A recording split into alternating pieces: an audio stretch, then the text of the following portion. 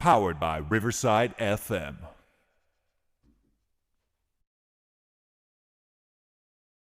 Join us for a mind-bending conversation with Tim Kelly, author of The Hidden History of Humanity.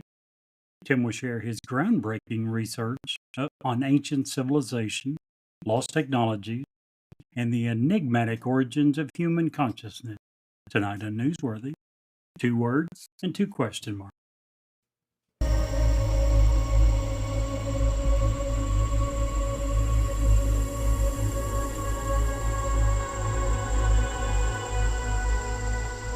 He's alive!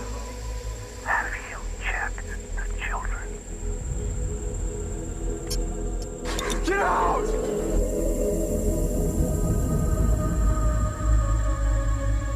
You have scoured the podcast world and finally found us, Newsworthy with Steve and Jerry, where we delve into all things mysterious, macabre, or out of this world, and decide if they are truly newsworthy. 2 words and 2 question marks.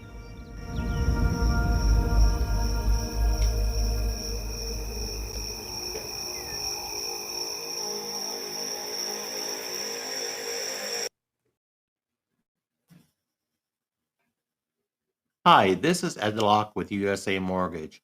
When it comes to buying a home, the process can be overwhelming and confusing. With so many options, it can be hard to know where to start. That's why it's important to work with a certified mortgage loan originator.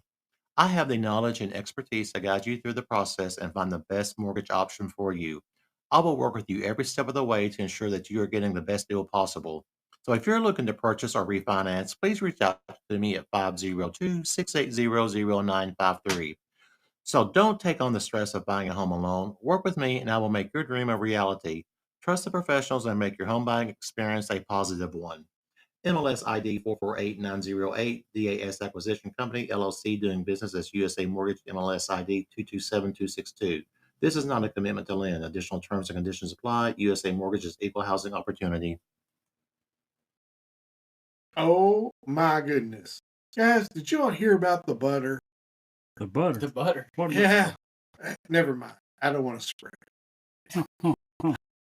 Since when you all try to spread the butter? Sorry, I had to leave the show off with a great joke. A great joke. Well, please do go ahead. I'm trying to. This guy, 50,000 comedians out of jobs, and he's trying to be funny. Well, I just took you literally. I was waiting for the great joke. Speaking of great jokes, did you hear about the man who invented castration? Castration? Really? No, I did not. He won the Nobel Prize. No ball. Oh my goodness. Oh. Did you hear about the castration doctor that got fired? No. He got the sack. You just had that one in your sleeve, didn't you? Yeah. It was just ready. Been on my list for a while. Did you guys hear about a blonde, a brunette, and a redhead, a priest, and a mom, a rabbi, a doctor, a lawyer, and an engineer, 2 dwarves, a leprechaun, and a man carrying a duck? And what was the last? And a man carrying a duck. They all walk into a bar. The bartender looks up and says, "What is this? Some kind of joke?" Oh, I couldn't be know this freak face. The look on Steve's face. I thought you were going. halfway through. I thought you were going my joke, my old joke that one day where it was like 35 seconds. Oh man. Oh man, How you guys doing? not too bad. Good. Actually, I would say I'm enigmatic. Well, that means you're terrible and Oh, you're okay. unpronounceable. And you're stupid, world. Unpronounceable. You Jerry does a pronounce pretty it good very job. well. Yeah, he does a pretty good job pronouncing it. Here's why. What you don't know is if you go to Jerry's house, all throughout his kitchen and down his hallway, it's just spelled everywhere. So he just says it all the time. Just all day. all day. That's all he Now, does. tell them the truth. Where did I get the word enigmatic? ChatGPT. ChatGPT freaking loves enigmatic. Yeah. I use ChatGPT to help give me some ideas, and actually several times to write the podcast teaser. And probably 60-70% of the time it uses the word enigmatic. So yeah, Like that's where it all came. And Steve got so tired of hearing it that he was like, "That freaking word, I'm sick of it." Because I can't say it. You say it very well. I do not. I have to like Say it. I have to concentrate on saying it. I don't have the brain now power. you have to today. say it. I can't. You put me on the spot. Dang it. Enigmatic.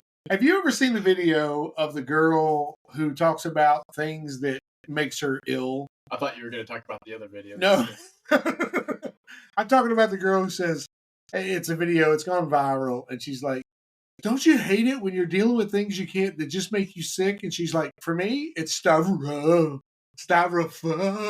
And she's trying to open a package that has styrofoam in it, and she can't say it because she keeps trying to throw up. It's the funniest thing. Not unlike the video I shared with you fellas today about That made me want to throw up. well, Brett, I would encourage you to try her thinking and her way of doing things. Wow. We already have you trying it. I think that's more than enough for the group. Oh no, I'm not trying it. I'm actually doing That's it. my point. Yeah, I'm gonna come over and hang out with y'all and watch Mm. football. I thought it was a little smelly. What? So guys can't- Whatever. Tease the audience like this. You got to tell them what it was about now. So there was a. I just thought I guess this is a conspiracy. it could be. I mean, we could have a whole episode on this. We should have this girl on. No, And these two gentlemen. I don't want her in the room. Would go Anyway. down I mean, we the can Yeah, make she's it. definitely virtual. This is you need to be virtual. Anywho, do you guys? And Jerry knows this. I struggle. I have really, really bad heartburn. Take medicine for it.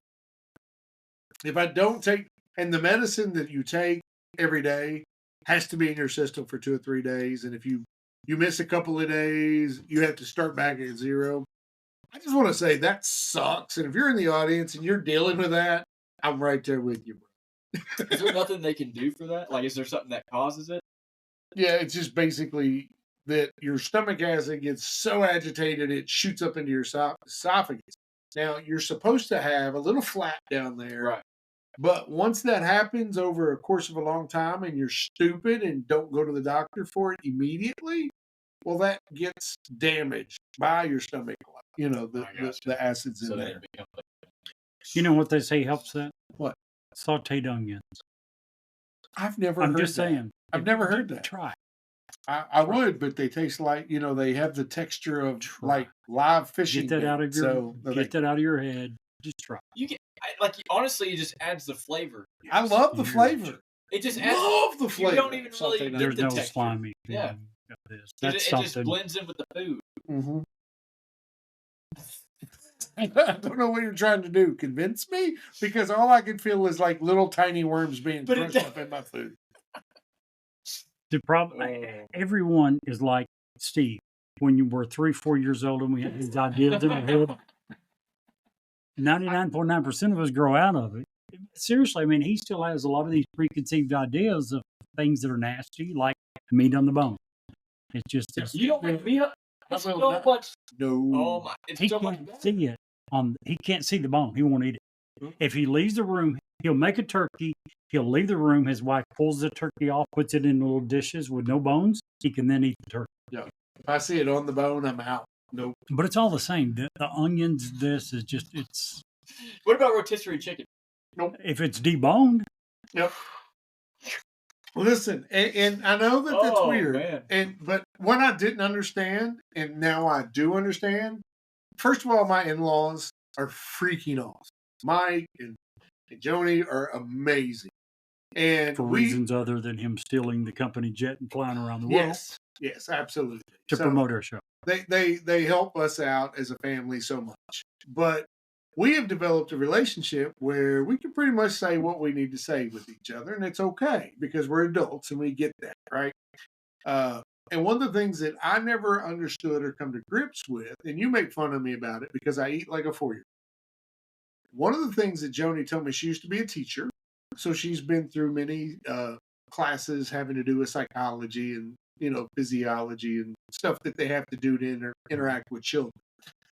But kids that come out of homes that are, how does she put it, low income food homes or food threatened homes typically eat worse than kids that did not come out of there. And you would think it'd be the opposite, because my mind would have been, oh, you'll eat anything if you've been hungry. Right. But it's not. You stick with the things that you were allowed to have. And hence a lot of the problems that I have with food. I think Not only honestly, the things you're allowed to have, in your case, but would enjoy. the few things that you are allowed to have and like. Yeah. Because I've seen instances when you won't try something new, and I'll ask you why, and you're like, I might not like it. And I'm like, if you stay that way, you'll never know. Right. Well, and for me, honestly, it comes from a lifetime of being very, very poor, struggling. I don't, as an example, I like steak. So when I go to a restaurant like a Chili's or something, it's very hard for me to pick something that I don't know if I like, because I'm paying for that. Right. And if I don't like it, whether I'm the same way. I'm the same way as you. I can absolutely afford anything I want to go get on the menu right now. That's not the issue. The issue is, in my mind, it's stuck. You've trained you. If I don't know that I like it, do I want to pay $20 Right. for it? But the even same to way the with point you, that yeah. I've seen you, knowing you are that way, sometimes when we're at a restaurant, I'll say, hey, let me cut a piece off. You try it. You've never had it. Maybe you'll like it. No. Well, I don't want to take your food. You're You don't grown want to boy. waste my money. You're Kind of gro- like when you were at the Mad Crab, right? Dude, I have never in my life eaten $50 freaking dollars worth of mozzarella You could have broke a sticks. record. I may have. I ate a stone of He and his mozzarella friend sticks. come up to visit me when I lived in Fredericksburg next to Washington, D.C. At that point, I didn't know, or I don't think I knew. If I did, I'd forgotten. Well, I asked you if you like seafood. and You I was said like, I would be willing to try I'd be it. I willing to did try it. not know that it cost $50. so I eat took there. him to this all-you-can-eat crab leg, shrimp, gourmet Give place. them a shout out. Well, they're Shoot. gone. They're closed. Oh, really? Yeah. But COVID? Mad Crab in Fredericksburg used to be, they started off at $39.99 and went to $49.99. I think that's when you guys were there, $50 a Yeah, it was head. $50. But it was a head. all you could eat of crab legs. Anything you wanted. Maryland basically. blue crab, shrimp, oysters, scallops. And Steve tried his darnest to eat. They also had all the fried stuff. Yeah. You name it, from French fries and all fried crap. He tried his best to eat $50 worth of fried stuff. I did. I did try and enjoyed I can actually say I enjoyed the blue crab. It was a lot of work, but the meat was very good. I agree. I agree. with that. I did not I like the rarely- king crab. I didn't. It was king just- crab is. I don't like king crab. It's It too was- rich. I don't I don't know. like lobster that much. Look, they don't have lobster. I love both. I didn't like the texture at all. I'm not a crab fan. Love crab. But I absolutely freaking. They were probably back there like, how many more bags of these things is this kid going to eat? Because Yeah, they were like- refill the mozzarella sticks. Actually, what they were saying was, I hope he continues eating this, not the expensive stuff. right, probably because I ate. I did. I ate a ton. Tonight we have an amazing guest. I'm excited. We're talking about all things that you and I like. Jerry's kind of like, you're all full of crap, but whatever. And that's okay. That's what makes our show great.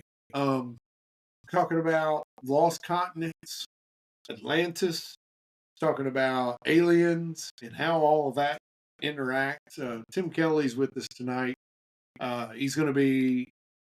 I really enjoy talking with Tim. I think that we should have him back on another episode so we can dive deeply into what he's talking about, so we can drill down and ask more questions, because he is very knowledgeable about the topics he talks about. So I'm excited.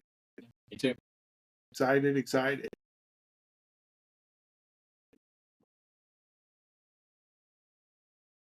Hey there. Good evening, guys. I'm glad to have you here. Hello. Glad to have everyone here. Tonight, we're going to talk with a very special guest. The founder of Polytope Press, the author of the book Hidden History of Humanity, which chronicles the outstanding story of our ancient past from Atlantis to the present. The book is heavily cross-referenced. You can check out all of his stuff at the website, Brett. It's Polytope, www.1.50megs.com. There are a huge amount of books there, a plethora of information. Tonight, we're going to dive into that stuff. Some of the other books that he's written, The Math Wizard, is a pretty way above my pay grade book. I'm not going to lie. I tried to read some of it, and it was just I don't do math. Well, let's welcome to the show Tim Kelly. Tim, welcome into Newsworthy with Steve and Jerry. Thanks for having me. Absolutely. So tell us a little bit about yourself, and let's dive into the hidden history of humanity. I'm a big believer, and there's a lot in humanity that has been hidden that we don't even know existed. Yes, well, I loved writing from the time I was a little kid. I won several awards for it, including speech and debate awards as well as science awards. And then I began to win several writing awards. So I felt like I was on the right track for my life, doing what I love to do, and something that I was getting a lot of awards for. And eventually, in relation specifically to the history book, I had studied history my entire life, but eventually there came a point when studying the ancient past where I felt more drawn to understanding even more than was out there. So I did extensive digging. It led me down an unexpected path, and that path did focus a great deal on Atlantis and a lot of information that had been suppressed or never really fully revealed to the public. And I do feel at this point in time that Hidden History of Humanity covers parts of human history that really no other book covers with such depth. And I feel also that information has never been more relevant to the present than it is right now. Awesome. So we've covered Atlantis on a couple of different shows from a couple of different angles. So spoiler alert, where do you think Atlantis is in the world? Okay, for me, I understand that there is debate. I've seen Atlantis placed everywhere. I've even heard of people trying to place it off planet. However, I feel quite convinced that I can state with confidence Atlantis was a continent in the Atlantic Ocean. That makes sense. A lot of people put it east of Greece or west of Greece. That would put it pretty well close out there. Right. I think part of the confusion were the Atlantean legacy colonies. I get extensively into that in hidden history. Crete, for example, was one of the major Atlantean legacy colonies. There were several others. But because the legacy colonies are being confused with the original, this is where a lot of the confusion comes in. Ireland, for example, was also another spot where Atlantean refugees fled. And they fled all over the Mediterranean basin. They were settled in Northwest Africa. There's a whole bunch of different places. But the original major city of Atlantis, the capital of Atlantis, was called Poseidonis. And it was located in the Bimini area. Oh, wow. So that would explain some of the ruins that they've located off of the coast of the Bimini. I can't even say that word hardly. Yes, it would, but the story is just so much bigger than people can even imagine. So there exists what I call geodetic math. This is math of looking at the entire surface of planet Earth. So when you use that geodetic math, there's an idea that was popularized by scientist Richard Hoagland of NASA. Talked about inserting a tetrahedron into a sphere and looking at the points where the tetrahedron touches the surface of the Earth. You can do that same thing with a cube. When you do that with a cube and insert a cube into the sphere of the Earth, one of the corners of the cube would touch the Giza Plateau, where the Great Pyramid is located. Now, my research indicates very strongly that the Great Pyramid was never a tomb. It was actually an extremely sophisticated device. We actually know a great deal about the physics of how that device worked. And if you go exactly 90 degrees west of the Giza Plateau, anyone can verify this, get a map and look at it, you will hit Poseidonis, the capital of Atlantis. So for me, this is very much clear proof that the Great Pyramid in Giza was another part of the Atlantean legacy. So what are your thoughts on the Eye of the Sahara as being the location of Atlantis? Because I heard a lot of people talk about where they have the 10 kingdoms of concentric circles and like Plato said, it's said to have mountains in the north. So what do you think about that? What I think is the following: is that Eye of the Sahara is actually recorded in the ancient historical writings as another Atlantean legacy site. And that site was actually known by a specific name, which people can look up: Cerne. That was the Atlantean colony that they found. Now, does it resemble the Atlantean city design? Yes, it does. But there are several cities in rings that were also Atlantean legacy colonies that also have that same type of design.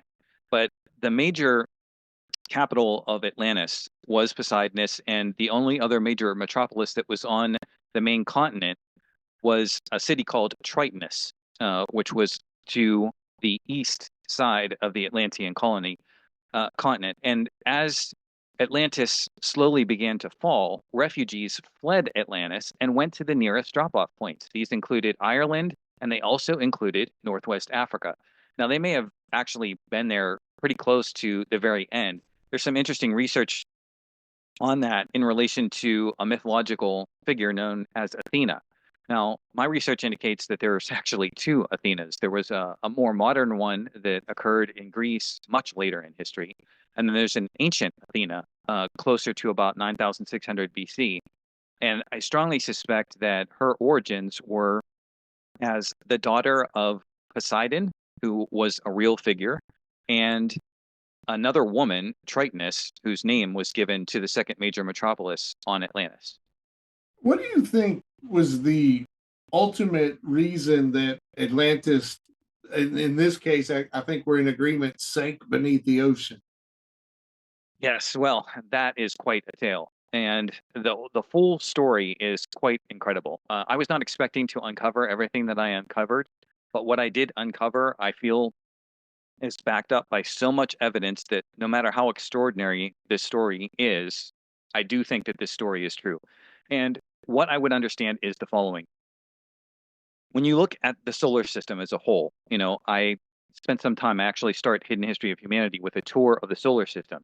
And one of the things that stands out as one of the strangest features of our solar system, of which there are many strange features, is the debris field between Mars and Jupiter, the asteroid belt. Now, the research does indicate that that was once a planet and that the planet exploded.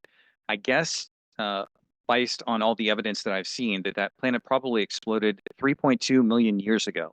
Now, at that point in time, humanity could not be the species that was out in the middle of the solar system working with advanced technology. And there's clear indication that when that planet exploded, there was nothing natural about it. That was probably exploded in the course of a war. The debris field spread out predominantly to the outer planets. I happen to believe that the next 4 planets between Mars and Jupiter became gas giants only after the impact from the debris from this explosion hit it.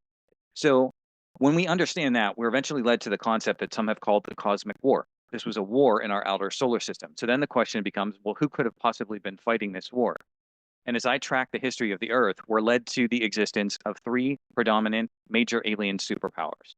One of these hails from the Pleiades. They stood about 10 to 15 feet tall. They had blonde or gold hair, fair skin, blue eyes, and they were the ones who founded Atlantis.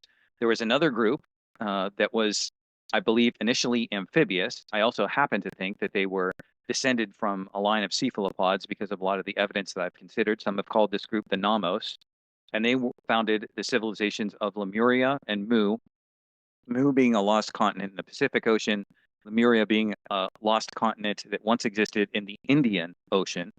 And then there was a third group, a reptilian group, that was extremely hostile. Now, when you study the technology that was used in Atlantis the way that I have, you see that these people had so much to create paradise on Earth. And the beauty of my research, I feel, is that I can show you how that paradise was constructed from the basic level of low-level technology to actually the most sophisticated forms of technology, for example, using plasma physics.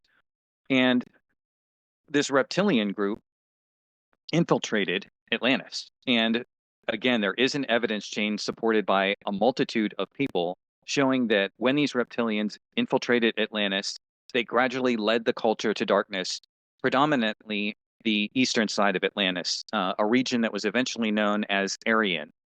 And that Aryan legacy goes through space and time. Actually, we're in some ways dealing with it to this present day. The Atlantean legacy colonies actually impacted the Middle East. This is another hidden part of history that's much more recent that a lot of people have no clue about. But there were different Atlantean legacy colonies, one of the biggest of which was in the North Sea. And Atlantean legacy people went south and eventually colonized the area that would become known as Palestine.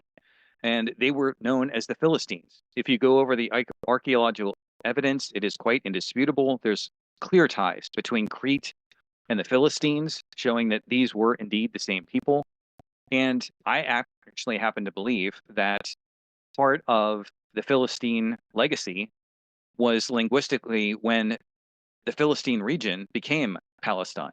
And some of those people also went into Iran. And you can see some people would even say that the name of Iran for the country derives from Aryan, which again gets back to the eastern part of Atlantis. So as for why Atlantis fell, the demigods, as stated in the story of Plato, he says that he's telling you a history. He's not telling you a myth. He's not telling you an allegory.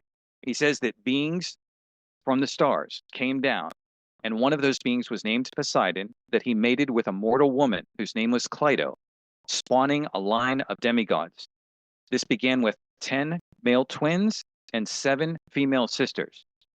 These were being offered the path to enlightenment, but the reptilians, called by the sons of Belial in the writings of Edgar Cayce, seduced people to the dark side, put them on a path of conquest, and eventually the worst parts of Atlantis corrupted it, and I believe corrupted its defenses to the point where impacts from space were able to ultimately sink the continent. Wow. I have a couple of questions to follow up there. First of all, I'm glad that you brought up Mu. It's one of the continents and civilizations that Jerry and I go round and round off air about, because of the connection with Easter Island and the Philippines and the different places out there, and their languages and how similar they are, so many thousands of miles apart. Correct. But you brought up the Aryans, and this may sound like a legitimate dumb question, and I apologize if it is. But during the lead up to World War II, Hitler actually had sent troops and supplies and all over the world tracking down artifacts from what he believed was the Aryans, which ultimately led him to Antarctica, according to most reports. Now, whether that actually happened or not, who knows? But are these the same Aryans that he was tracking, or is this a different sect? It is my strong belief that it is the exact same group. Gotcha. Well, because he was very, very into the occult. He was very into anything that gave his troops, Germany, a upper hand. And not only was he into all that, it was fueled by his rampant drug, his drug addictions that he just, and more power to him. According to all reports, he actually gathered up a great storehouse of ancient relics. So I was just wanting to see if those two pieces, 1 and 1, actually equal 2. I believe they do. Awesome. So what you've told us is a big story. It is a lot to take in. Tell us. Yes, it is. Tell us. So you, other than the proof that LIDAR has shown us off of the coast of the Bahamas, the civilization, the pyramids that are out there, is it your belief also that the pyramids of Giza are like what has been speculated and hypothesized, that Giza, the Great Pyramid of Giza, was actually a power plant per se? Correct. Awesome. Correct. And the only other thing that I would add to qualify to that is you have to understand the history of the Giza Plateau, which is just so much deeper and richer than people realize. Originally, there was just the one Great Pyramid, sometimes referred to as the White Pyramid or the Pyramid of the Sun. And then after that pyramid, there's actually a second pyramid that most people just have no idea was ever even there. And that was called the Black Pyramid or the Pyramid of the Moon. And this preceded the two other larger pyramids that were there. And the second major pyramid on the plateau that most people see in the images, that was actually not what we would technically refer to as a Great Pyramid.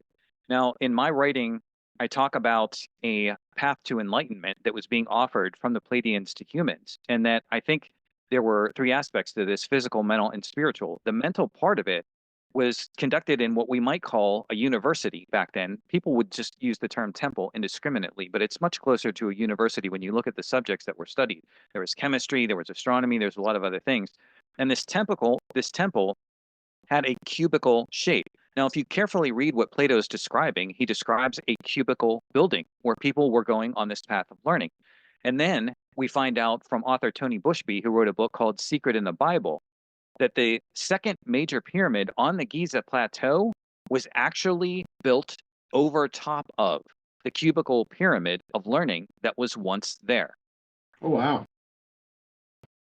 So one thing that I was looking at in some of my research. So a lot of people, the story of Atlantis basically comes from Plato's writings. Have you seen any other historical documents or writings that you've come across that talk about Atlantis? Because that was one of the arguments I've seen against Atlantis, is that we really only have Plato to go off of. And Plato, of course, claims that the story of Atlantis has been passed down. And of course, if it's only verbal, then there wouldn't be any other writings. But what did you find in your research that kind of helped bolster that argument that Atlantis was in fact a civilization that existed? Okay, so there's tons, and I wish we had time to go over it all, because the question that you're asking, I feel like so many other people are going to want to ask that same question, and that they're going to want access to that same historical set of data that I found. That's why I have all of my references in the book so that you can go double check them out yourself. So let's go back to Plato for just a moment. So we were talking about Plato, and you were talking about how the story was passed down. Well, where was the story passed down? It was passed down from Solon, the ancient Greek, who visited Egypt and Giza, where this story was recorded. Now, after he gives that account, there is another historical figure, Crantor. You can look up the name. It's usually Krantor. This individual happened to go to Giza and found the story inscribed in writing on ancient Egyptian pillars, and said that the account matches exactly the same account given by Plato.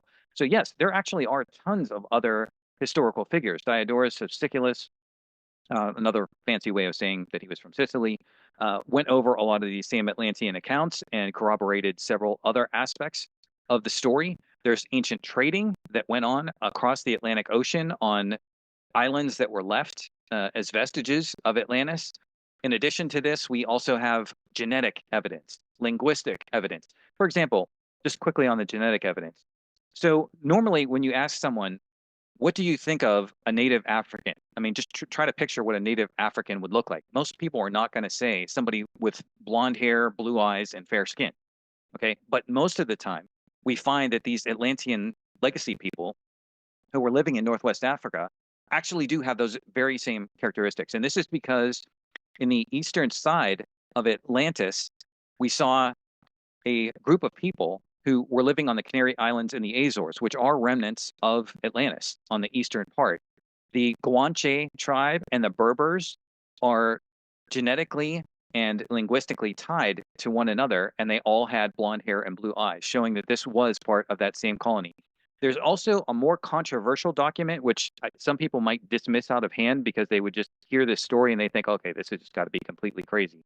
But there is a professor who was at an archaeological dig in a place called Ashkelon in Israel, and he discovered something that he calls the Atlantis Chronicles. It was written on a strange paper that was mysteriously waterproof, and it goes over technical aspects of the history of Atlantis, details that most people have never heard before. Now, I read that information, and I wasn't quite sure what to do with it because at the time I couldn't cross-reference it. But eventually I did cross-reference it because my research just kept going. I came across a book by Jürgen Spanet. Now, he's very enthusiastic and he has a lot of evidence that uh, is a little different, but I was able to eventually cross-reference everything Spanet discovered about the colony that used to exist in the North Sea with all the data that also cross-checks the history of Atlantis. Another statement that is very significant, I find, again, a lot of times we just have little fragments that we can work with, comes from an individual. This is the Roman sophist called Elian, Elian, quoting an unnamed Greek historian who stated of Atlantis the following, that it was a continent in the Atlantic Ocean, that the people who lived there stood twice as tall and lived twice as long as the average human being, and that on Atlantis there were two metropolises, one peaceful and one warlike. And that perfectly matches exactly what I was saying before about the Atlantean capital and Poseidonus. And there's also, again, the more warlike metropolis that was Tritonus to the east. So I'll just pause there. Oh, that's awesome. I have so many questions. I can already see a part two to this podcast. I'm not gonna lie. So I guess one of the big questions I have is regular folk like you and I. Did we live alongside the people of Atlantis? Were we their workers? Were we accidental? Were we because I like Graham. I'm sure you're familiar with Graham Hancock's work. I am. And he talks a lot about multiple past great civilizations in human history. And I was just curious as to what your belief is for the average Homo sapien during the time of Atlantis. So my understanding is as follows, that when the Pleiadians arrived, which was approximately at 210,000 BC, that on the planet, the intelligent life forms that were our precursors were ape hominids. These would be along the lines of Australopithecus and some of the other ones, Heidelbergensis. There's some very technical terms that people use. And sensing a threat that the semi-intelligent life forms might be wiped out by other races, and also wishing that we would become more intelligent so that we could enjoy a more positive life, they upgraded the extant ape hominids, creating this species, Homo sapiens. So I believe our species then did come into existence at approximately 210,000 BC due to a Pleiadian upgrade. And again, there's a lot I could get into on that story, but the next major part of the story to understand is the second upgrade that takes place at approximately 30,000 BC. And again, this is part of what Plato is referencing when he talks about Poseidon mating with Cleito. This created a demigod line. So in other words, Poseidon, however it was done, we don't have the details on that. But somehow the seed of Poseidon went into one of these Homo sapiens, creating a demigod line. So these were part Pleiadian, part human. And this eventually, through dilution over time, as the Pleiadian genes gradually get diluted, this leads to the Cro-Magnons that we see. And again, the remains of the Cro-Magnons have been found on the Canary Islands and the Azores. And they show very distinct characteristics from a lot of the other Homo sapiens that existed at the time. So this is a second upgrade. So we are, in a sense, a legacy of people from the stars who gradually upgraded us. And I actually do have genetic evidence that I cite in my book showing that Pleiadian DNA has actually been found in humans, and it is found very precisely on planet Earth. It's in an area of Denmark at about 2000 BC. Now, the people who found this evidence didn't know how to interpret that evidence, but I was able to interpret that evidence with the rest of the research I did, showing that it came from that Atlantean colony in the North Sea, sometimes referred to as Basileia. That is freaking amazing. Yeah. That's awesome. So you mentioned the group of one of the alien groups, the lizard folk. If you follow, and Jerry's shaking it, he's already rolling his eyes at me because he knows where this is going. But as someone who digs into conspiracy theories, as someone who digs into all the things that are a little bit left of center, if you will, there is a significant portion of the groups that I follow that believe that the lizard people are very much alive. They're very much in control of some of the biggest things, and that they have adopted to be able to take shape of us so that they can manipulate, control, push, a lot of the wars that we get into because they feed off of that negative energy. Um, what's your opinion? Do you have an opinion on that? What are your thoughts? My thoughts are that I agree with that premise. I first heard of it from David Icke, and at the time, because of my strong scientific background, I found it very hard to believe that a species was capable of shapeshifting. So, because there wasn't much science in Icke's version of the story, and again, Icke's account is backed up by people such as Kathy O'Brien. So, if people are familiar with her experience in trauma-based mind control, which is recounted in the horrific book Transformation of America, she recounts meetings with world leaders where she saw them shapeshift into reptilian beings. So when I first saw this, I was thinking to myself, okay, let's adopt the premise that this could be happening. How could it be happening? And my first thought was that it would be some kind of holographic projection from technology. And now it's easy to imagine holograms projecting in such a way as to convince somebody that they were looking at an actual reptile, but maybe it wasn't an actual reptile. But then as I did further deep digging into this, I saw that apparently this was real, that this was actually physical beings shapeshifting. And then I started saying to myself, but this is crazy because what precedents are there for this in nature? And that was when I was led to a creature on planet Earth I had never heard of before. So if anyone wants to dig into this strange creature, please do, and you will learn some very odd things you probably never heard before. The creature is called the mimic octopus. Yeah, Study its physiology and how it works, and you will see strange things that you never thought possible in nature. I'd never heard of this before I started. I started looking at your website where you said that you have a link to a video of the mimic octopus, and I saw it and I was like, wow, this is. Did you I see the haven't. video? But you bring up octopus, and we got about a minute and a half left tonight, Tim.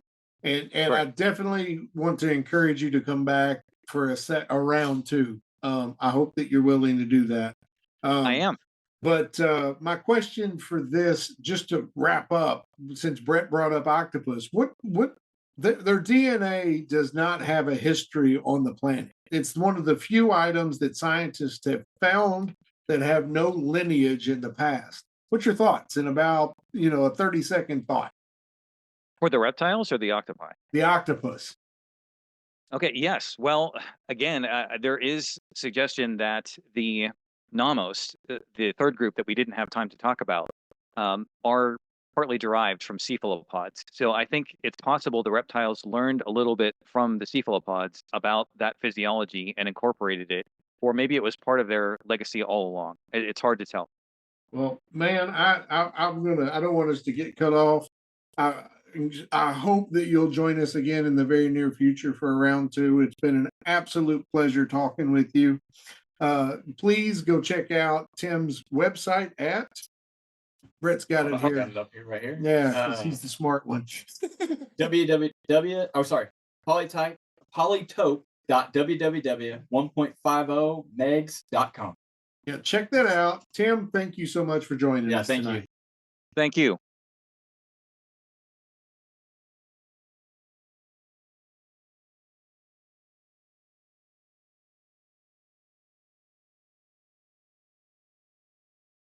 What a great conversation.